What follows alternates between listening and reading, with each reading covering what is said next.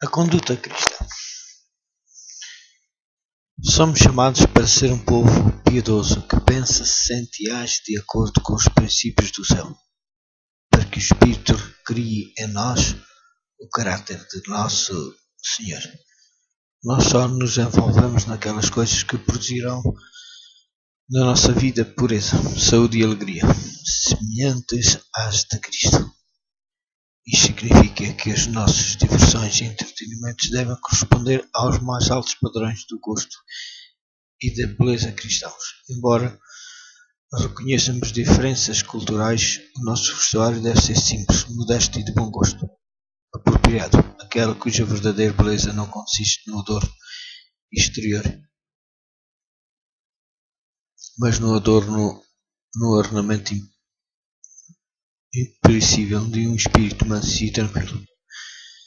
Significa também que, sendo o nosso corpo o templo do Espírito Santo, devemos cuidar dele inteligentemente, junto com o adequado exercício e repouso. Devemos adotar a alimentação mais saudável possível e abster-nos dos alimentos imundos identificados nas Escrituras, visto que as bebidas alcoólicas, o fumo e o uso irresponsável de medicamentos e narcóticos são prejudiciais ao nosso corpo. Também devemos abster-nos dessas coisas.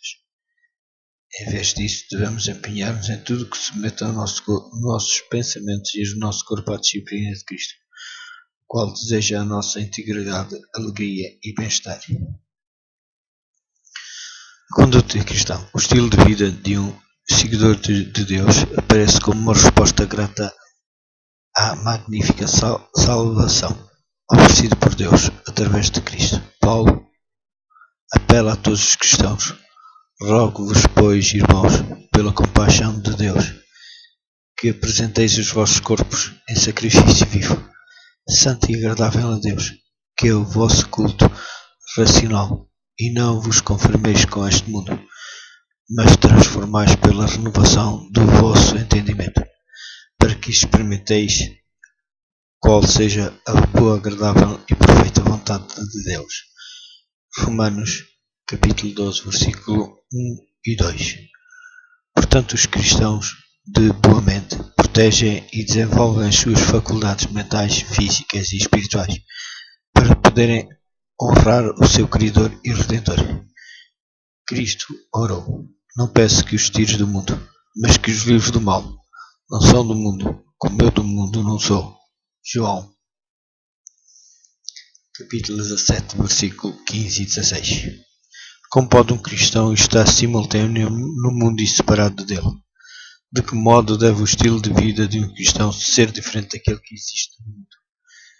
Os cristãos devem adotar um estilo de vida diferente, não para serem diferentes, mas porque Deus os chamou a viver segundo os seus princípios. O estilo de vida para o qual Ele os chamou permite-lhes desenvolver toda a sua potencialidade como criação divina, tornando-os eficientes no serviço de Deus. Ser diferente também é uma vantagem no cumprimento da sua missão: servir o mundo, ser o seu sal, a sua luz. Que valor teria o sal se não tivesse gosto? Ou a luz se não fosse diferente das trevas? Cristo é o nosso exemplo. Ele viveu tão completamente no mundo que as pessoas o acusaram de ser comilão e beberrão. Mateus, capítulo 11, versículo 19. Embora eu não fosse viver tão coerentemente os princípios de Deus que ninguém conseguiu provar que houvesse nele qualquer culpa de pecado. João, capítulo 8, versículo 46. Conduta e salvação. Para determinar qual é a conduta apropriada, devemos evitar dois extremos.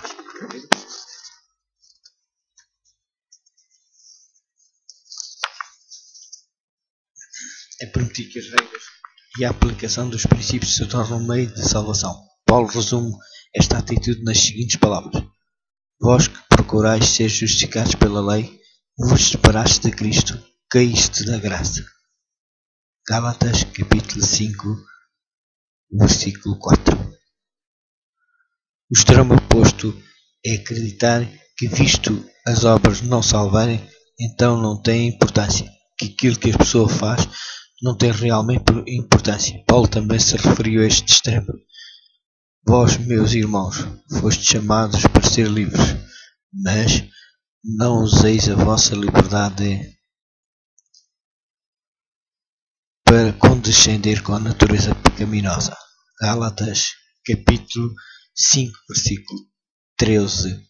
Quando cada membro segue a sua própria consciência, não há qualquer disciplina mútua dos irmãos em Cristo.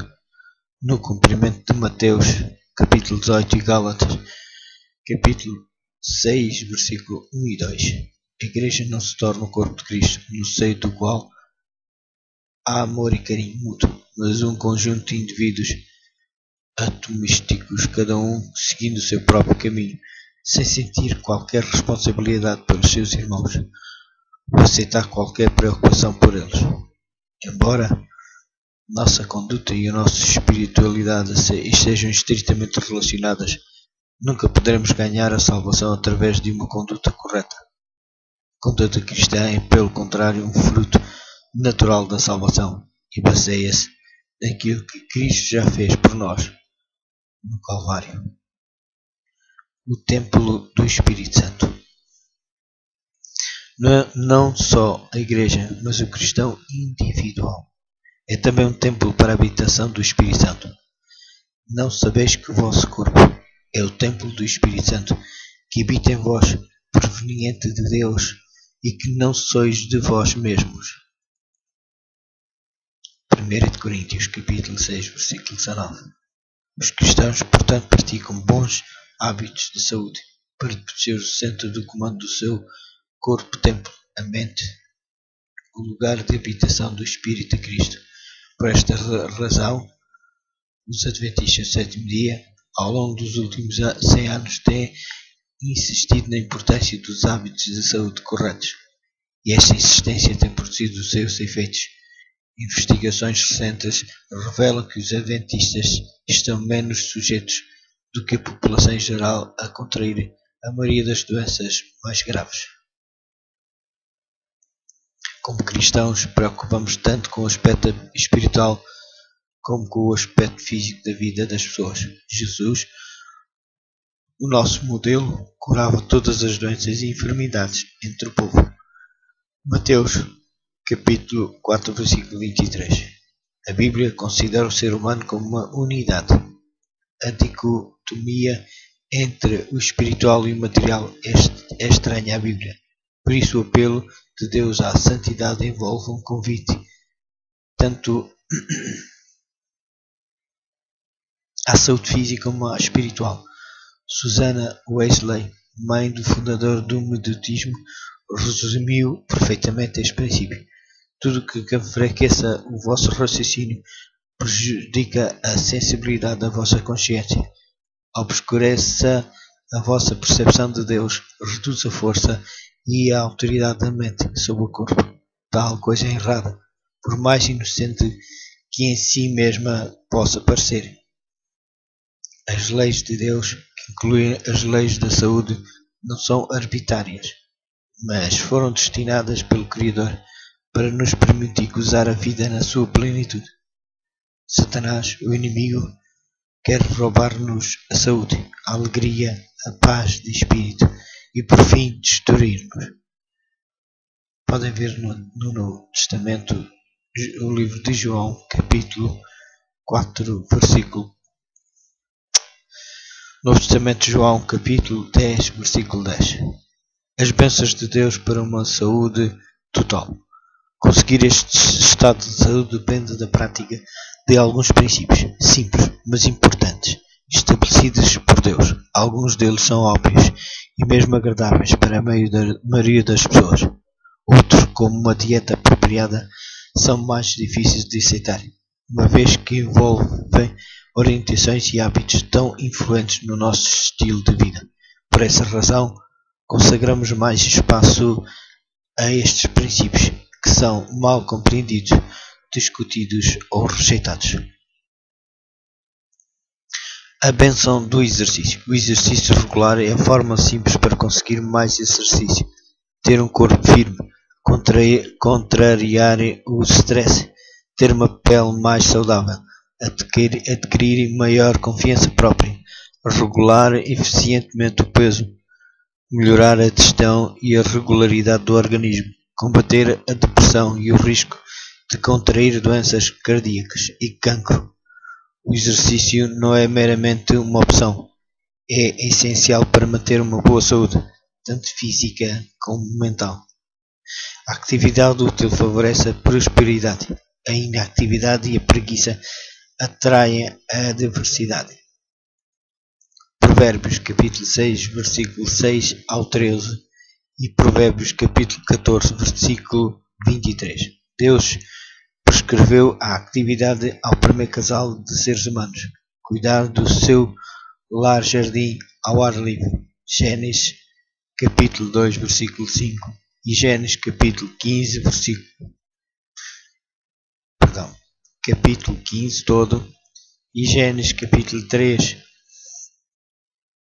versículo 19. O próprio Jesus deu o exemplo da atividade física durante a maior parte da sua vida. Entregou-se ao trabalho manual como carpinteiro e durante o seu ministério percorreu a pé as estradas da Palestina. A bênção da luz solar. A luz é essencial à vida. Gênesis capítulo 1, versículo 3. Potencializa o processo que produz as substâncias nutritivas que vão alimentar e dar energia ao nosso corpo e que liberta o oxigênio de que precisamos para viver. A luz do sol ajuda a curar e a manter a saúde. A bênção da água. Na composição do corpo humano entra água na proporção de 75%, mas este líquido vital perde-se continuamente pelo ar que expiramos, pela transpiração e pelas excreções. Beber entre 6 e 8 copos de água pura por dia ajuda a manter o equilíbrio da saúde e a boa disposição. Outra função importante da água é o seu uso na higiene e a descontração que favorece. A bênção do ar puro. O ambiente de ar poluído, interior ou exterior, obriga o sangue a transportar menos oxigênio do que aquele que seria necessário para o melhor funcionamento de cada célula. Isto tende a tornar a pessoa menos atenta e menos sensível. Por isso é importante fazer tudo o que seja possível para respirar uma boa porção de ar puro todos os dias. A bênção de uma vida livre de drogas e estimulantes.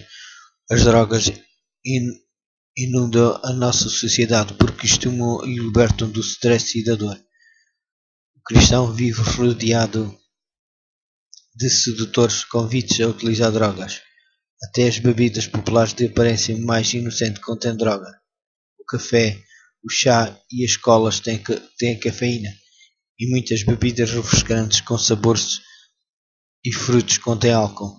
Investigações feitas têm mostrado que as drogas liminares mais suaves tendem a levar progressivamente ao uso de drogas mais fortes, que perturbam a mente. O cristão, bem avisado, abster-se-á de tudo o que seja prejudicial, usando moderadamente apenas o que é bom.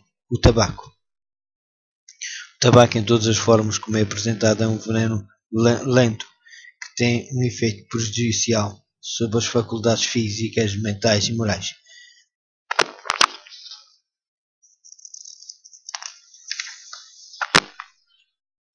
Os seus efeitos mal se fazem notar, exercita e acaba por paralisar os nervos, enfraquecendo e nublando o cérebro. Aqueles que usam tabaco cometem um suicídio lento, transgredindo o 6º mandamento: não matarás.